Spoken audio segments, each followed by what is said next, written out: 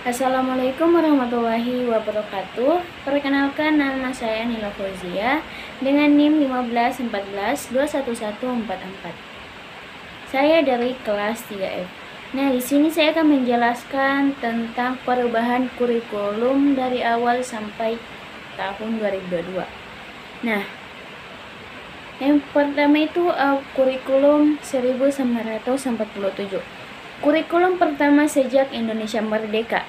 Perubahan arah pendidikan lebih bersifat politis dari orientasi pendidikan Belanda ke kepentingan nasional. Saat itu mulai ditetapkan Pancasila sebagai asas pendidikan. Kurikulum ini juga disebut dengan Rencana Pelajaran 1947, namun dilaksanakan pada tahun 1950. Karena kurikulum lahir di kala Indonesia baru merdeka, maka pendidikan yang diajarkan lebih menekankan pada pembentukan karakter manusia Indonesia merdeka, berdaulat dan sejajar dengan bangsa lain di muka bumi ini.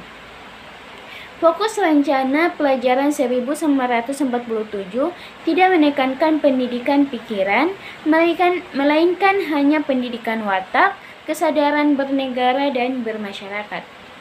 Selanjutnya, Rencana Kurikulum 1952. Kehadiran kurikulum ini merupakan penyempurnaan kurikulum sebelumnya dengan merinci di setiap mata pelajaran sehingga dinamakan Rencana Terurai 1952. Kurikulum ini sudah mengarah pada suatu sistem pendidikan Indonesia, seperti setiap pelajaran dihubungkan dengan kehidupan sehari-hari.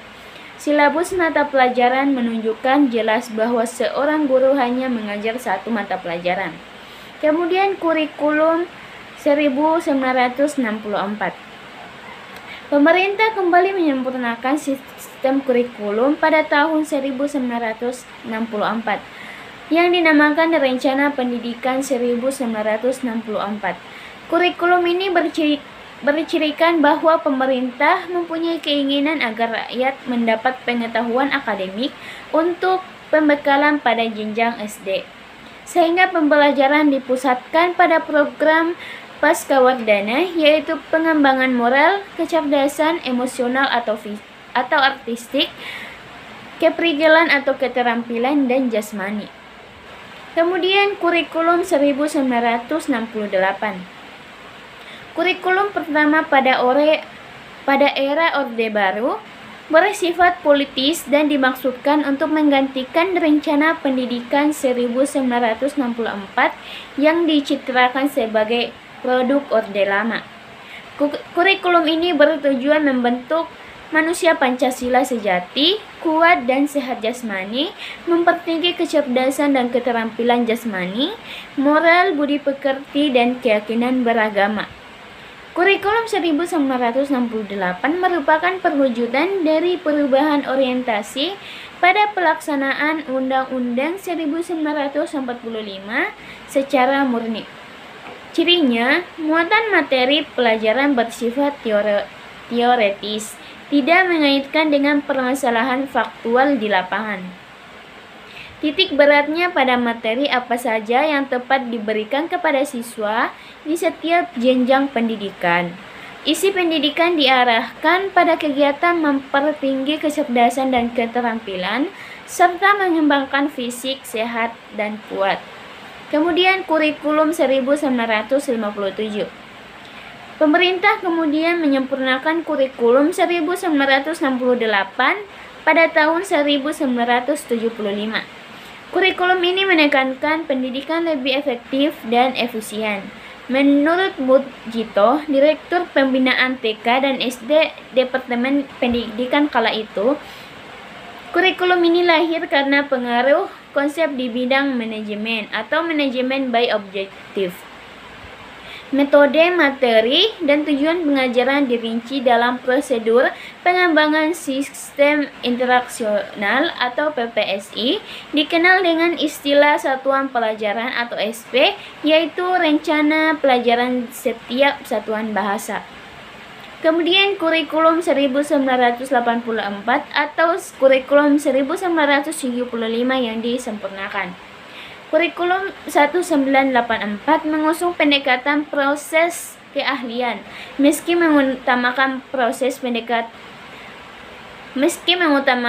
pendekatan proses, tapi faktor tujuan lebih penting. Kurikulum ini juga sering disebut dengan kurikulum 1975 disempurnakan.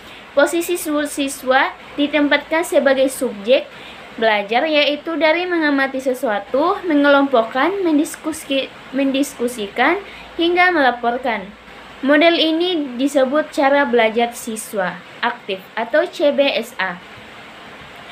Kemudian kurikulum 1994. Pada tahun 1994, pemerintah memperbaharui kurikulum sebagai upaya memadukan kurikulum sebelumnya, terutama kurikulum 1975 dan 1984. Namun, perpaduan antara tujuan dan proses nampaknya belum berhasil.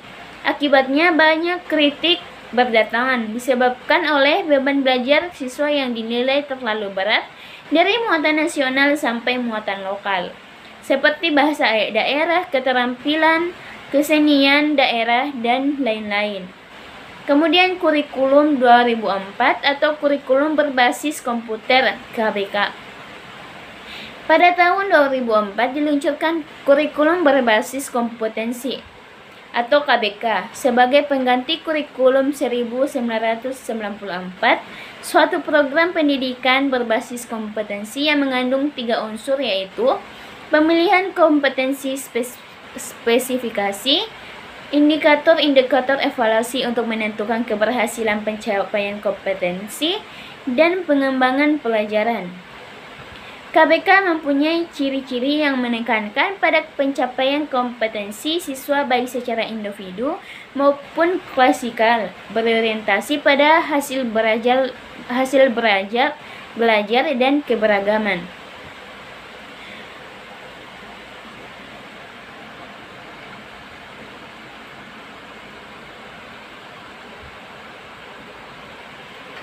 Kegiatan belajar menggunakan pendekatan dan metode bervariasi. Sumber belajar bukan hanya guru, tetapi juga sumber belajar lainnya yang memenuhi unsur edukatif.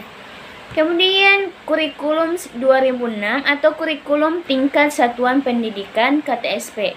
Kurikulum ini hampir mirip dengan kurikulum 2004. Perbedaan menonjol terletak pada kewenangan dalam penyusunannya, yaitu mengacu pada jiwa dan dari desentralisasi sistem pendidikan Indonesia. Pada kurikulum 2006, pemerintah pusat menetapkan standar kompetensi dan kompetensi dasar. Guru dituntut untuk mampu mengembangkan sendiri silabus dan penilaian sesuai kondisi sekolah dan daerahnya.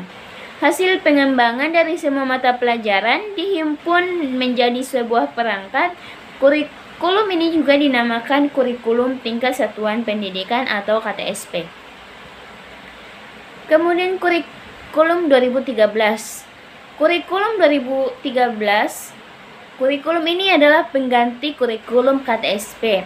Kurikulum 2013 memiliki 3 aspek penilaian, yaitu aspek pengetahuan, aspek keterampilan, dan aspek sikap dan perilaku. Di dalam kurikulum 2013, terutama di dalam materi pembelajaran, terdapat materi yang dikesampingkan dan materi yang ditambahkan. Materi yang dirampingkan terlihat dari materi bahasa Indonesia, IPS, PPKN, dan sebagainya, sedangkan materi yang ditambahkan adalah materi matematika. Kurikulum 2013 atau K13 adalah kurikulum yang berlaku pada sistem pendidikan Indonesia. Kurikulum ini merupakan kurikulum tetap yang diterapkan oleh pemerintah untuk menggantikan kurikulum 2006 yang disebut sebagai kurikulum tingkat satuan pendidikan yang telah berlaku selama kurang lebih 6 tahun. Kemudian yang terakhir, kurikulum baru atau kurikulum 2022. Kurikulum baru ini akan ditetapkan pada mulai tahun 2022 sampai 2024. Kementerian Pendidikan, Kebudayaan, Riset, dan Teknologi memunculkan kurikulum baru sebagai penyempurna dari kurikulum sebelumnya serta sebagai pendukung program pemulihan pembelajaran menanggapi terjadinya lost learning di Indonesia. Kurikulum 2022 atau kurikulum prototip ini akan diberlakukan secara bertahap dan terbatas melalui beberapa program sekolah penggerak dengan sekolah tertentu dan dijadikan opsi bagi sekolah yang nantinya akan diterapkan di seluruh satuan pendidikan di Indonesia. Lahirnya kurikulum prototip ini sebagai usaha dari pemulihan pembelajaran di Indonesia setelah mengalami lost learning atau pandemi COVID-19 dapat segera teratasi dengan walaupun harus secara bertahap. Semuanya demi kelangsungan kualitas pendidikan pelajaran kita bersama di Indonesia. Lahirnya kurikulum prototip ini ada 3 elemen penting kurikulum 2022 ini.